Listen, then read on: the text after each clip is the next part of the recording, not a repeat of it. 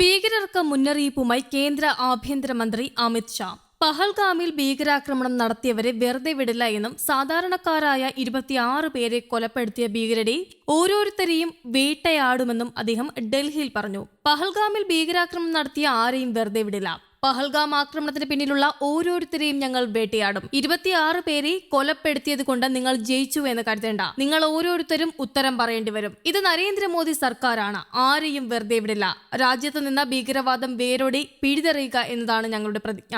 അത് നേടിയെടുക്കുക തന്നെ ചെയ്യുമെന്നും അമിത് ഷാ പറഞ്ഞു. അസമിലെ ബോഡോ നേതാവ് ഉപേന്ദ്രനാഥ് ബ്രഹ്മയുടെ പ്രതിമ അനാച്ഛാദനം ചെയ്യുന്ന ചടങ്ങിലാണ് കേന്ദ്ര ആഭ്യന്തരമന്ത്രി അമിത് ഷാ പഹൽഗാം ആക്രമണത്തെക്കുറിച്ചും പരാമർശിച്ചത്. അതേസമയം പഹൽഗാമിലെ ഭീകരാക്രമണത്തിന് പിന്നാലെ പാകിസ്ഥാന് എതിരെയുള്ള നടപടികൾ ശക്തമാക്കി ഇന്ത്യ രംഗത്ത്. ഭീകരവാദ പ്രവർത്തനത്തിൽ നടത്തുന്ന ഇടപെടലുകൾ തടയാൻ പാകിസ്ഥാനെ ഗ്രേ പട്ടികയിൽ ഉൾപ്പെടുത്താൻ ഇന്ത്യ നീക്കം തുടങ്ങി. 2018 മുതൽ 2022 വരെ പാകിസ്ഥാൻ ഈ പട്ടികയിലായിരുന്നു. ഏജൻസിയുടെ അടുത്ത യോഗത്തിൽ തന്നെ വിഷയം ഉന്നയിക്കാനുള്ള നീക്കമാണ് ഇന്ത്യ നടത്തുന്നത്. പാരീസ് ആസ്ഥാനമായ ആഗോള സാമ്പത്തിക കുറ്റകൃത്യ നിരീക്ഷക സംഘടനയായ ഫിനാൻഷ്യൽ ആക്ഷൻ ടാസ്ക് ഫോഴ്സിന്റെ ഗ്രേ പട്ടികയിൽ ഉൾപ്പെട്ടാൽ പാകിസ്ഥാന്റെ വിദേശ നിക്ഷേപത്തെയും രാജ്യാന്തര ഇടപെടലുകളെയുമെല്ലാം ഇത് ബാധിക്കും. ഇതിനു പുറമെ പാകിസ്ഥാനുള്ള ധനസഹായം നിർത്തണമെന്ന് ലോകബാങ്കിനോടും IMFനോടും ആവശ്യപ്പെടാനും ഇന്ത്യ തീരുമാനിച്ചിട്ടുണ്ട്. ഇന്ത്യ പാക് നയതന്ത്ര ബന്ധം കലുഷിതമായി തുടരുന്നതിനിടെ വാഗ അതിർത്തി താൽക്കാലികമായി തുറക്കാൻ പാകിസ്ഥാൻ തീരുമാനിച്ചിട്ടുണ്ട്. സമയപരിധി അവസാനിച്ചതിനെ തുടർന്ന് പാക് പൗരന്മാരെ സ്വീകരിക്കാതെ പാകിസ്ഥാൻ വാഗ അതിർത്തി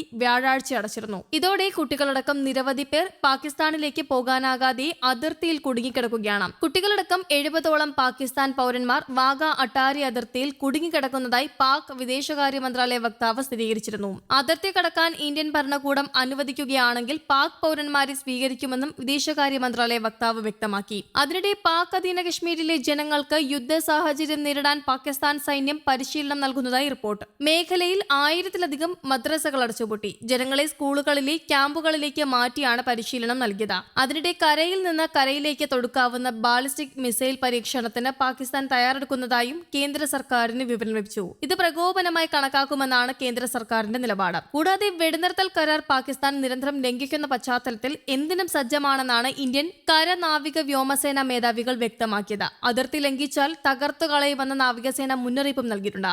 അറബിക്കടലിൽ സേന അഭ്യാസം തുടരുന്നതിനിടെയാണ് ഇത്. യുദ്ധക്കപ്പലുകളടക്കം അണിനിരത്തി നടത്തുന്ന അഭ്യാസ പ്രകടനത്തിന്റെ സ്വഭാവം ഏത് നിമിഷവും മാറാം. നാവികസേനാ മേധാവി അഡ്മിറൽ ദിനേശ് കെ ത്രിപാഠി നേരിട്ടാണ് അഭ്യാസ പ്രകടനം വിലയിരുത്തുന്നത്. 85 നോട്ടിക്കൽ മൈൽ അകലെ പാക് നാവികസേനയും സമാന അഭ്യാസ പ്രകടനം നടത്തുന്നുണ്ട്. ഇന്ന് വരെയാണ് ഇന്ത്യയുടെ അഭ്യാസ പ്രകടനം. നിയന്ത്രണ രേഖയിലും അന്താരാഷ്ട്ര അതിർത്തിയിലും കരസേനയും വിന്യാസം കൂട്ടിയിട്ടുണ്ട്. റഫാൽ അടക്കം യുദ്ധവിമാനങ്ങൾ അണിനിരത്തി യുപിയിലെ ഗംഗ എക്സ്പ്രസ് വേ റൺവേയാക്കി വായുസേനയുടെ അഭ്യാസ പ്രകടനം ഉടൻ തന്നെ നടക്കുന്നതായിരിക്കും. രുദ്രയടക്കം LLH ഹെലികോപ്റ്ററുകൾ ഉപയോഗിക്കാൻ കരസേനയ്ക്കും വ്യോമസേനയ്ക്കും അനുമതിയും നൽകിയിട്ടുണ്ട്. സാങ്കേതിക കാരണങ്ങളാൽ കഴിഞ്ഞ ജനുവരി മുതൽ ഇവയുടെ ഉപയോഗം നിർത്തിവച്ചിരുന്നു.